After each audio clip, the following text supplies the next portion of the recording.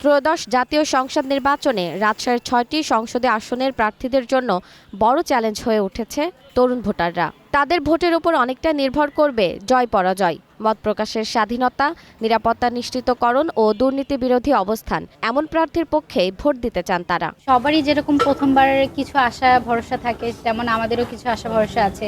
এমন একজন হোক যে শিক্ষিত হবেন এবং জননেতা জিনিসটা কি সেই বিষয়ে ভালো ধারণা থাকবে তার।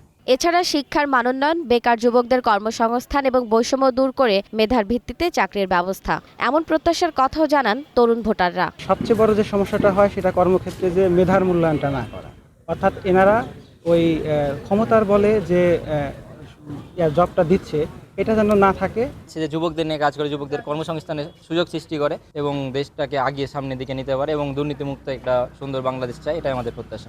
এবারের নির্বাচনে তরুণ ভোটারদের ওপরই নির্ভর করবে জয় পরাজয়, এমনটাই মনে করছেন রাজনৈতিক বিশ্লেষকরা।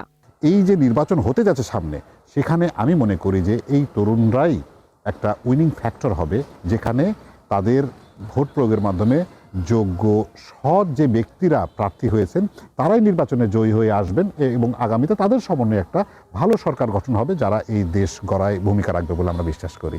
রাজশাহীর ৬টি সংসদীয় আসনে তরুণ ভোটারের সংখ্যা ১,০৪,২৯১ জন। জেরিন জামান, গ্রিন নিউজ ডেস্ক।